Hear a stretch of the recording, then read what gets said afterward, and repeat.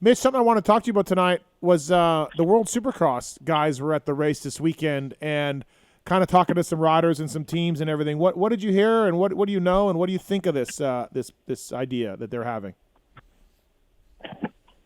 Well, I don't want to be down on them. Like, I think it's great they want to do it. I think it's a good idea, but like, we have, 18 Supercrosses and 12 outdoors. That's 20 races or whatever we're doing, and then they want to plan this exercise during the off season. Mm-hmm.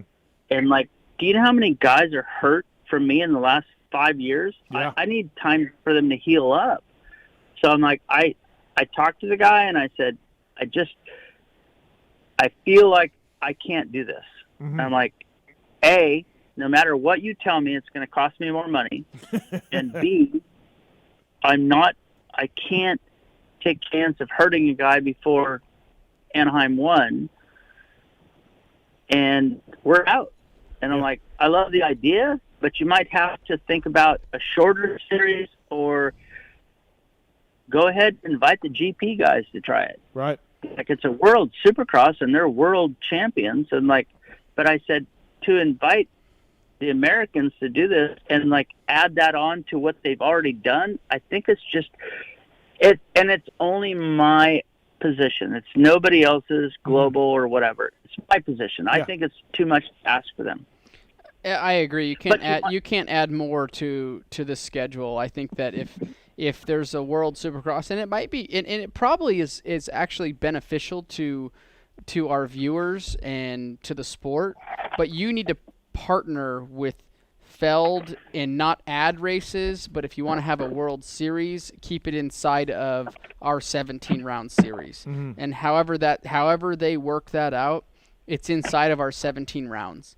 And how do you do that with 7 East and 7 West? And so it doesn't really work for the lights, but it does work for the 450 class. So I think like I've always said, outdoors needs to be 8 races. Supercross needs to be 12, somewhere around those numbers. Good luck. I agree, but good luck with that. Yeah. Well, I agree. I mean, it's never going to happen. Yeah. But these riders need mentally and physically need time off to recover from actual injuries, have their mental state recover, have some sort of normal life at home, so they can, they don't have to just show back up at the test track after 2 weeks of taking a time off. Look how Europe runs. Those guys won't touch a motorcycle for 2 months, and I know that because they've all told me, like, oh yeah, fuck, I won't see a motorcycle for like a month and a half. Yeah. Won't ride.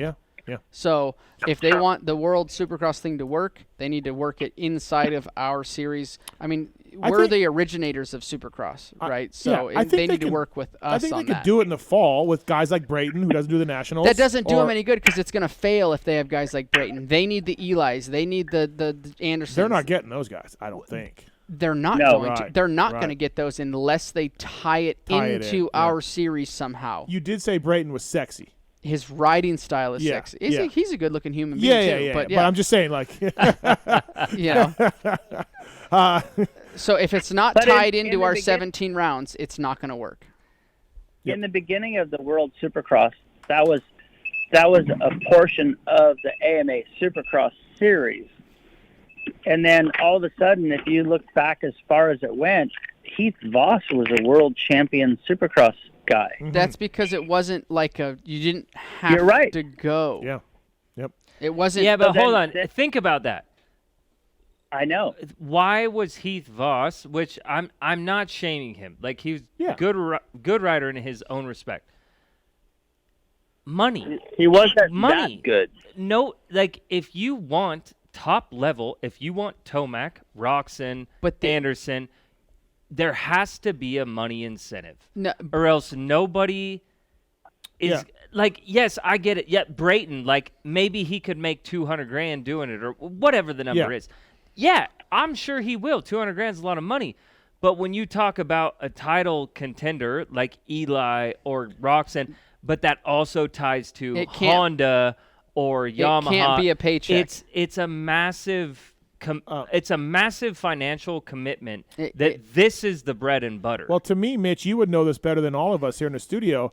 Like, Eli Tomac, or well, let's go Jason Anderson. Jason Anderson, Adam Cianciarulo, they're paid by American Kawasaki to race American motocross and American supercross. My point being, And Roman Febvre is paid by Kawasaki Europe. I so agree. if you have a World Supercross series, like, good luck getting those guys to go to countries that they are not even being paid for, in my eyes. I agree. Yeah. I agree. it's got to come from one unit. Do you agree, Mitch?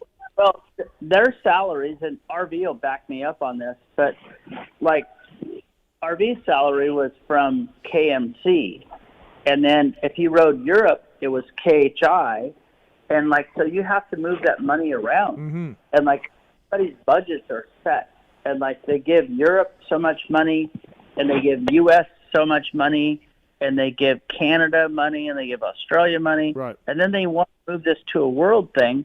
So they're like, well, you guys can do it because we're all Kawasaki. Yeah, but it's And like, I'm like, no. No. Like for me, I have a finite budget, and if I do one more race, it just costs me more money. Mhm. And maybe the rider can make more money, but I'll make less money. So like, I have a budget for, you know, as many races as it takes, and I can divide that into that, and it's this much money a race. And they're like, we'll fly you over here. I'm like, yeah, but what about the parts? What about this? And then if there's prize money, that goes to the rider. Yeah. So, and that's good. Like the rider needs more money, but like I said to the guy when I talked to him, I'm like, you might wind up with like Moto Concepts does Supercross only. Right. And I said, that might be a team that would be willing to discuss that with you. And I said, there are some lights teams that do Supercross only, and they might be doing it. But you might not wind up with the elite athletes. Like, Jake, when you rode a 450 or RV, you wouldn't go do that because the fear of getting hurt and then not racing Anaheim would kill you. Yeah, you can't. Yeah, you can't. I think you're right. Mitch, after you get done working on Jake's Elsinore and Ryan's Yamaha pipes and everything else, are you firing up the machine to make some Beta and some Triumph parts?